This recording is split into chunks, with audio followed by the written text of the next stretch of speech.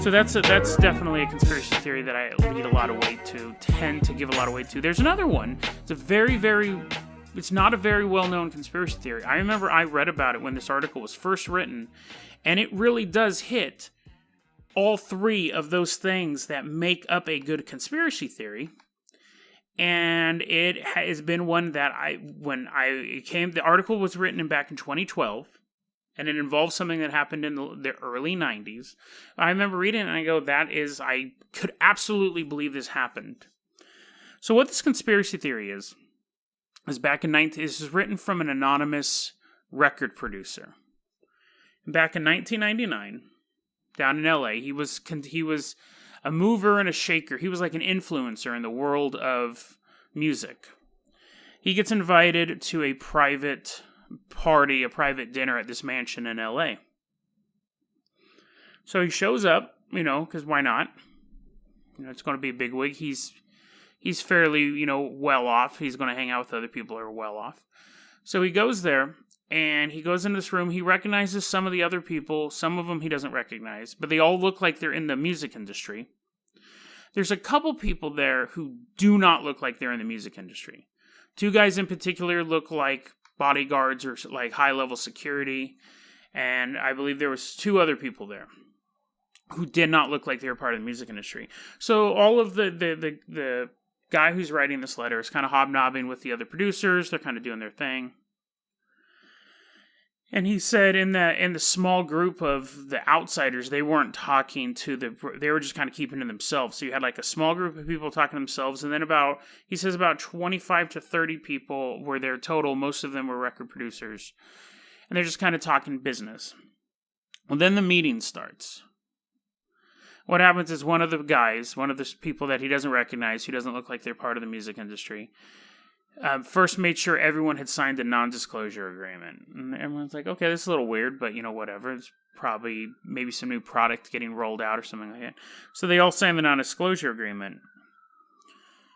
And then the stranger says, okay, this is what's going on.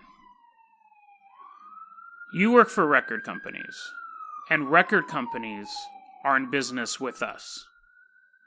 Our business is private prisons.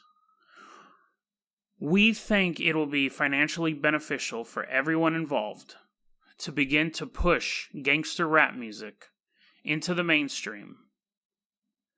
It will be good record sales for you because rap music is definitely increasing in value. This again was back in 91.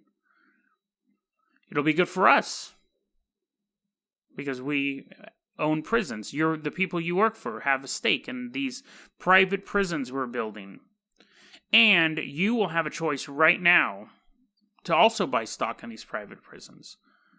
So that's the deal. That's what we're going to do here. Now, it wasn't presented as a, would you like to join? This is your boss has money invested in us, and now we're telling you that this is the way we're going to go.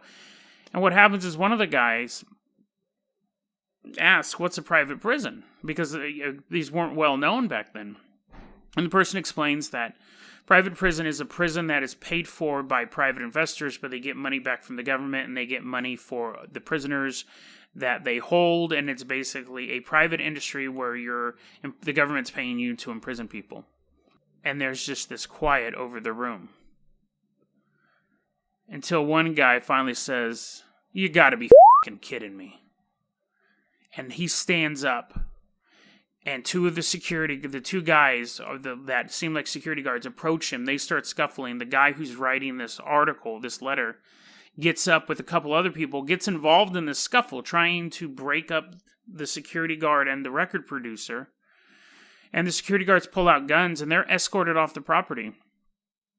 And as they're leaving, one of the people who that they knew who was there who helped organize it, said, "You guys, remember, you signed an agreement. You better not say anything. The guy who wrote this letter turned to that guy, who was kind of the intermediary, and said, "Why are you involved in this?" And the guy said, "This is bigger than you. This is way bigger than just money. So just keep your mouth shut. You signed an agreement. Just keep your mouth shut." And so this record producer then goes on to say, I saw that gangster rap did definitely become the most prevalent form of hip hop, and this was before the Chronic came out.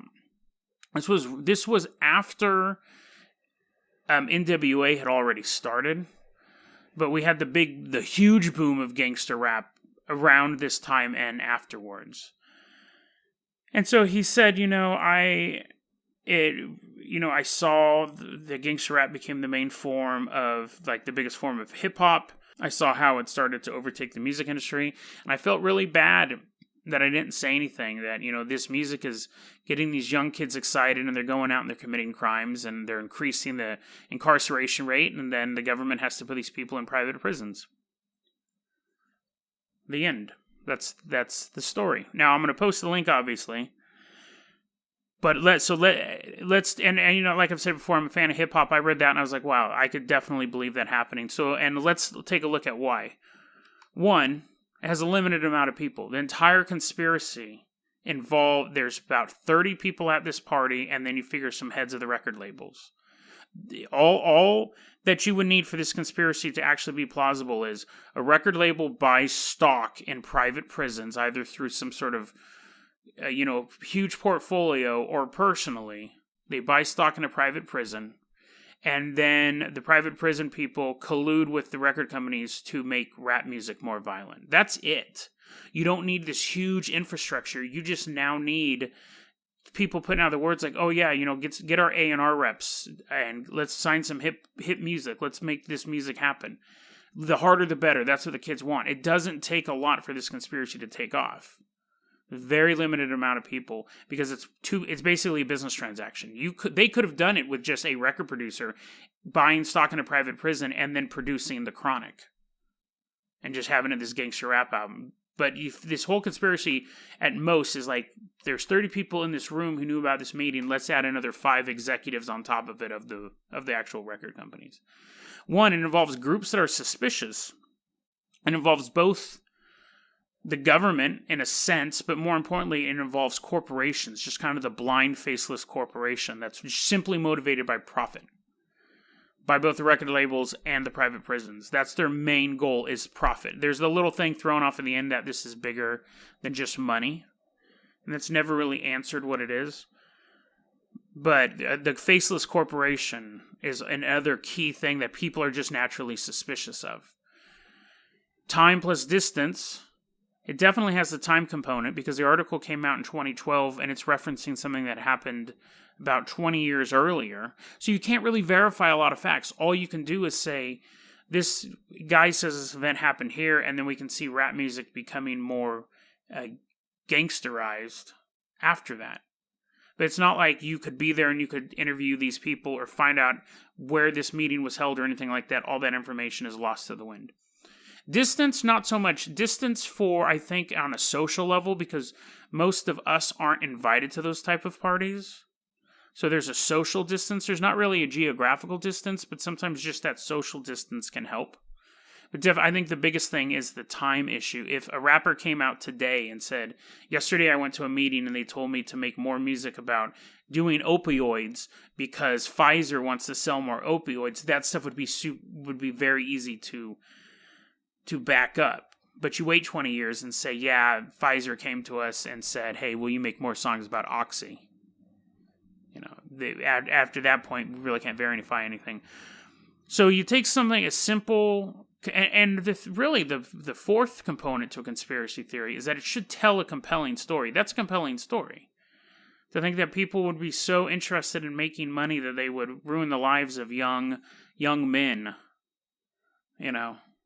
You'd ruin the lives of young men just to make money. That's a compelling story, and it kind of like, it's that heart of darkness. And then we have the heroes in the story too, the people who say we're not going to go along with this, and they get kicked out, but the machines of greed continue to crush on.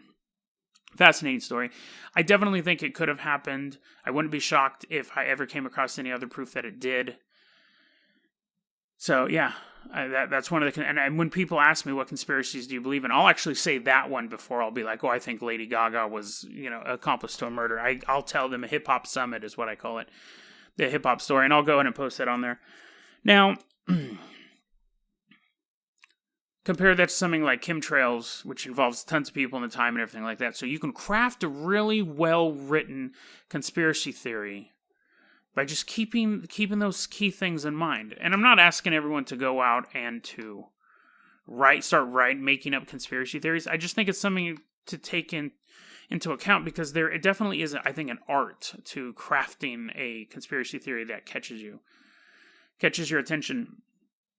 Whether or not it's real, you can have a real conspiracy. I come across stuff all the time that I can't make heads or tails of because it's poorly written. I come across conspiracy theories that I think might be interesting, but they're so poorly worded. You can have it's all about how interesting the story is. Whether or not it's true sometimes is irrelevant. That was a clip from our daily podcast, Dead Rabbit Radio. Dead Rabbit Radio is available on YouTube or anywhere that you listen to podcasts. It's daily paranormal, conspiracy, and true crime news. If you want to hear the full episode that this clip came from, check the link below. Please like and subscribe. And hit that little bell, too. That does some magical stuff. Thanks, guys.